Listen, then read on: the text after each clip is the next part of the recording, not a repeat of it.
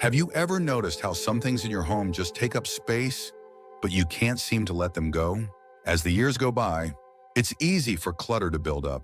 Old furniture, stacks of papers, sentimental items tucked away in corners. But here's the truth before you turn 70. There are certain household items you must declutter, and doing so isn't just about making space. It's about creating a home that feels lighter, easier to manage, and more in tune with the life you want to live. In this video, we're diving into 6 specific household items that are weighing you down more than you realize. Whether it's things you've held on to out of habit, outdated belongings that no longer serve you, or objects that quietly add stress to your daily routine, you'll discover why letting go of them can bring you unexpected relief. And more importantly, you'll learn how decluttering these items isn't about loss, it's about freedom. Now let's get started. Number 1, worn out and unused furniture. One of the biggest culprits of household clutter is old, worn-out furniture that no longer serves you. Over the years, it's easy to accumulate extra chairs, tables, and cabinets, pieces that might have been useful at one point, but now sit unused, taking up valuable space. And the truth is, holding on to furniture that is no longer functional or comfortable isn't just a physical burden, it can also create unnecessary stress. Think about it. That bulky recliner in the corner that no one sits in, the oversized dining table that hasn't been used for a big family gathering in years, the dresser with sticky drawers that frustrates you every time you try to open it. These things aren't adding to your life. They're just filling space. And as you get older, having too much furniture can actually make your home harder to navigate, increasing the risk of bumping into things, tripping, or simply feeling overwhelmed by too much stuff. Take Frank, for example. He's 74 and has lived in the same house for decades. Over the years, he collected furniture, some inherited, some purchased, some given to him by friends. At one point, his home felt cozy, but as time went on, he started to notice something. Moving around his house became more difficult, cleaning took longer, and certain rooms felt more like storage spaces than places to relax. It wasn't until his daughter visited and casually pointed out that he had 5 chairs in his living room, only 2 of which were ever used, that he realized it was time to make a change. So he did something bold. He started with one room, choosing to let go of the items that no longer served a real purpose. The broken chair with the wobbly leg, gone. The massive coffee table that made walking through the room a hassle, out the door. And as he cleared each piece, he felt something unexpected: relief. His home felt more open, more inviting, and most importantly, easier to live in. That's the thing about furniture. When it's useful, it enhances your life. But when it becomes nothing more than extra weight, it quietly drains your energy and makes your space feel cluttered. And you don't need a house packed with furniture to make it feel like home.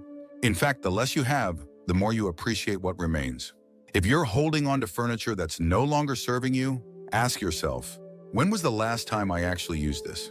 If you have to think about it, chances are it's time to let it go.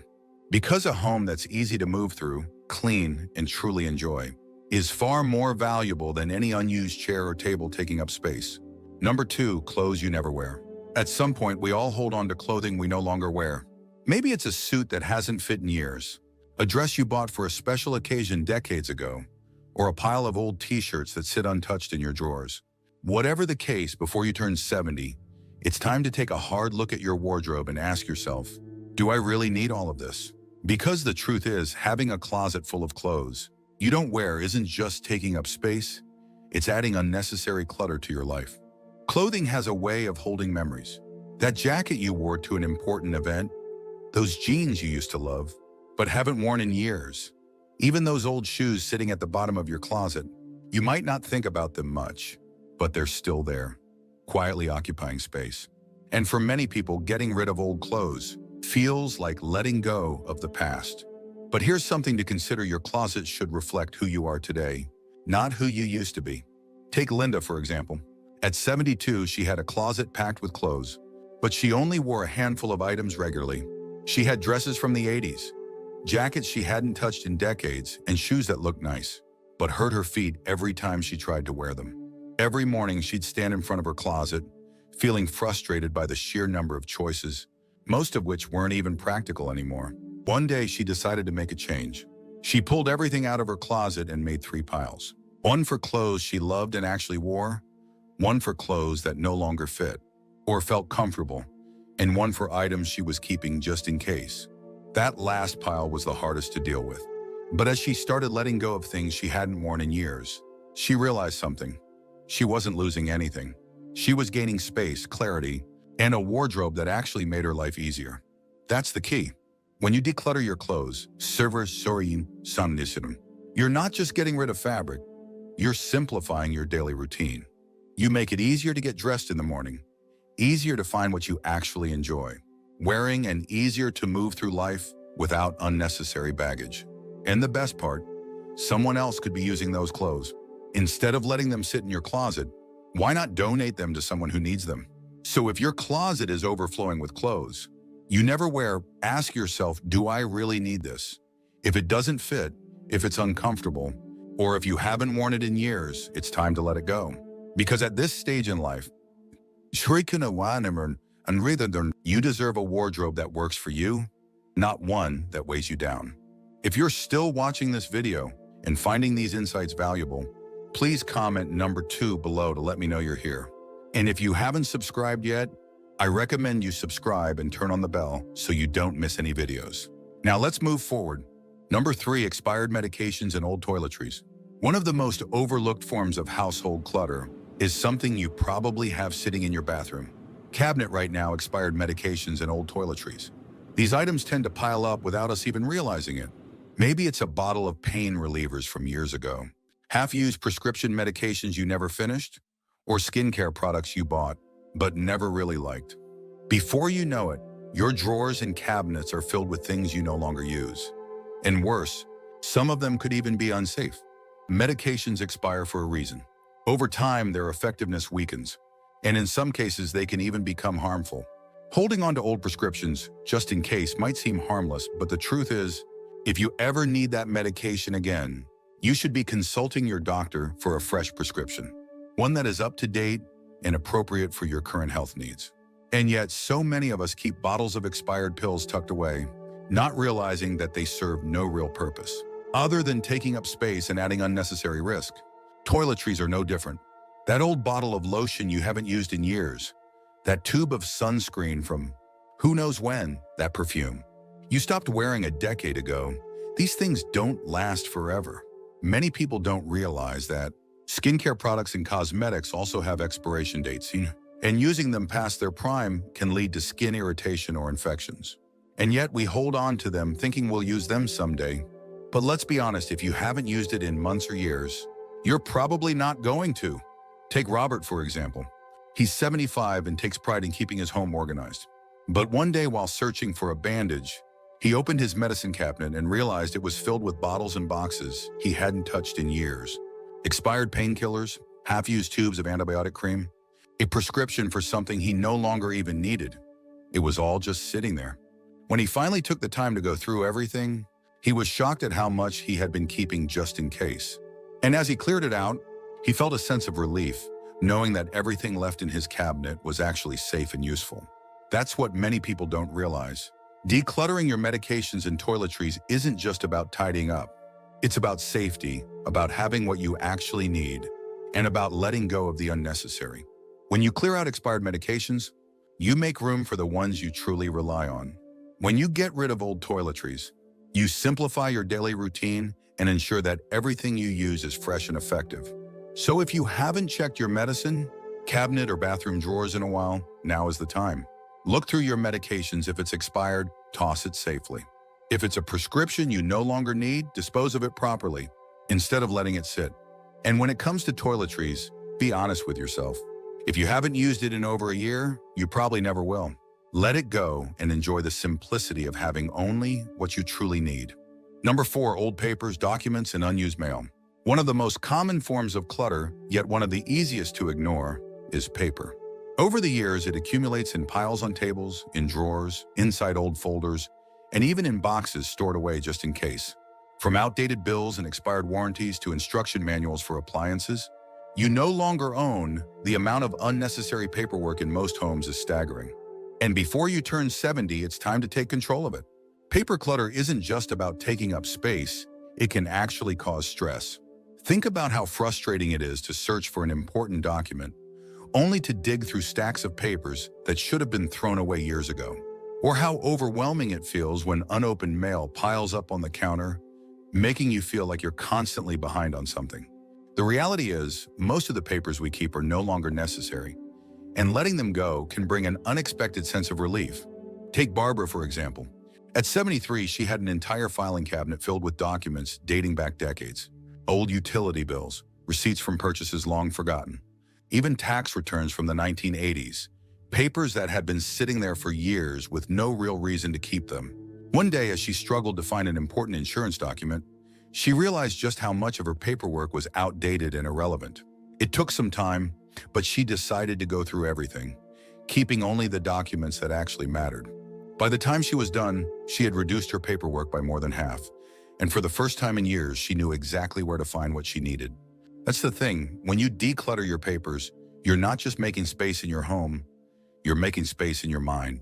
You're freeing yourself from the mental clutter that comes with seeing piles of mail, stacks of outdated documents, and folders filled with things you'll never need again. And the best part? With today's technology, most important records can be accessed digitally, meaning you don't need to keep physical copies of everything. So how do you start? First, sort through your paperwork with a critical eye. If it's something you haven't looked at in years, chances are you don't need it. Shred old bank statements and expired contracts. Recycle manuals for appliances you no longer own. Keep only the essential legal, financial, and medical documents, and organize them in a way that makes them easy to access when you actually need them. And when it comes to mail, stop letting it pile up. Junk mail, toss it immediately. Bills, pay them and file only what's necessary. Newsletters or magazines you never read, cancel the subscriptions. The goal is simple, only keep the papers that truly serve a purpose and let go of the rest. If you're still watching this video and finding these insights valuable, please comment number 4 below to let me know you're here. And if you haven't subscribed yet, I recommend you subscribe and turn on the bell so you don't miss any videos. Your support helps us continue creating good content to inform and inspire you. Now let's move forward. Number 5, kitchen items you never use. The kitchen is one of the most cluttered areas in any home, and over time, it's easy to accumulate items that serve no real purpose. Cabinets filled with mismatched containers, drawers stuffed with utensils you never use, old pots and pans gathering dust before you turn 70. It's time to clear out the kitchen clutter that's making your space more chaotic than it needs to be. Many people hold on to kitchen items out of habit. Maybe it's a set of fancy dishes you've been saving for a special occasion that never comes, or small appliances you bought years ago but haven't touched since. You might even have 3 or 4 versions of the same tool, a collection of spatulas, multiple coffee mugs, or an overflowing drawer of plastic lids with no matching containers. But here's the truth, a kitchen filled with unused or unnecessary items doesn't make life easier, it makes it harder. Take George, for example. He's 76 and has lived in the same house for decades. Over the years, his kitchen filled up with gadgets and cookware he rarely used. There were blenders, food processors, and toasters that sat untouched, plates and glasses, stacked high in cabinets, and drawers crammed with tools he didn't even remember buying. Every time he needed something, he had to dig through clutter just to find it. One day, after knocking over a pile of unused baking sheets while searching for a pan, he realized enough was enough. So, he made a decision. He went through his kitchen one section at a time, asking himself a simple question: do I actually use this? If the answer was no, he set it aside. Duplicates? Gone. Expired spices and pantry items? Tossed. That bread maker he bought years ago and used once? Donated. By the time he was finished, his kitchen felt like a completely different space, more functional, more organized, and, most importantly, easier to use. And that's the key. When you let go of kitchen items you never use, you create a space that works for you, not against you. Cooking becomes simpler, cleaning takes less time, and you no longer feel overwhelmed by cluttered countertops or stuffed cabinets.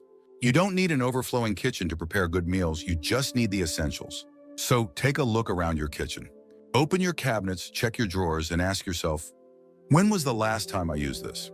If it's been years, if it's just collecting dust, if it's something you're only keeping just in case, then it's time to let it go. Because a kitchen filled with only what you actually use isn't just easier to manage, it makes daily life smoother and more enjoyable. Number 6, sentimental items that no longer serve you. One of the hardest things to declutter is sentimental items. Old letters, gifts from loved ones, souvenirs from past vacations, or boxes filled with memories from decades ago. These things carry emotional weight, and that's why so many people struggle to let them go. But here's something to consider before you turn 70. It's important to ask yourself whether these sentimental objects are bringing you joy or simply taking up space. Many people hold on to sentimental items because they feel guilty about letting them go. A gift from a relative who has passed away, a stack of greeting cards from birthdays long ago, childhood keepsakes from your kids or grandkids. These things remind us of important moments, but they can also become overwhelming when they start piling up. The truth is, memories don't live in objects. They live in you. And keeping an excessive amount of sentimental clutter doesn't honor the past. It just makes your present more difficult to manage. Take Helen, for example. She's 78 and had been holding on to boxes and boxes of old letters, souvenirs, and keepsakes from different stages of her life. When she moved into a smaller home, she realized she had an entire storage unit filled with things she hadn't looked at in years. At first, the idea of getting rid of anything felt impossible. What if she forgot the memories attached to those items? What if letting go felt like erasing a part of her life? But then she made a shift.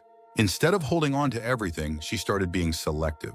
She kept a few truly meaningful things: her wedding album, a handful of letters from loved ones, a small collection of souvenirs that made her smile. The rest she let go. She donated items that could still be useful to others. She took photos of things she wanted to remember but didn't need to keep physically. And as she did, she felt something unexpected: relief. That's what many people don't realize. Decluttering sentimental items doesn't mean forgetting the past. It means making space to fully enjoy the present. It means keeping the best and letting go of the rest. And it means choosing to surround yourself with things that bring you happiness rather than objects that weigh you down. So if you've been holding on to sentimental items that are more of a burden than a blessing, take a moment to reflect. Do you need to keep every letter, every souvenir, every keepsake to remember the people and experiences that shaped you? Or can you hold on to the memories in your heart while freeing up space in your home? Because at this stage in life, the most valuable things aren't the ones collecting dust. They're the ones that bring you peace and joy every single day. If you're still watching this video and finding these insights valuable, please comment number 6 below to let me know you're here. And if you haven't subscribed yet, I recommend you subscribe and turn on the bell so you don't miss any videos. Your support helps us continue creating good content to inform and inspire you. Final thoughts. As we wrap up this video, take a moment to reflect on the 6 household items we've discussed. Decluttering before you turn 70 isn't just about making space. It's about creating a home that feels lighter, easier to manage, and more in tune with the life you want to live. Each item you let go of isn't a loss. It's a step towards simplicity, clarity, and peace of mind. What stood out to you the most? Which of these items do you see in your own home? Maybe you've already started letting go of furniture that no longer serves you. Maybe you've realized how much easier life would be without the clutter of old papers, unused kitchen items, or sentimental objects that no longer bring you joy. Or maybe this video gave you a new perspective on why decluttering isn't just about things, it's about freedom. We'd love to hear from you. Leave a comment below and share one thing you learned today and how you plan to use it in your life. Your thoughts are important to us, so don't hesitate to share them. Reading your comments gives us great motivation and encouragement. If you enjoyed this video and found it helpful, please like, subscribe, and share. Your support helps us continue creating good content to inform and inspire you. Thanks for watching, and we look forward to seeing you in the next video.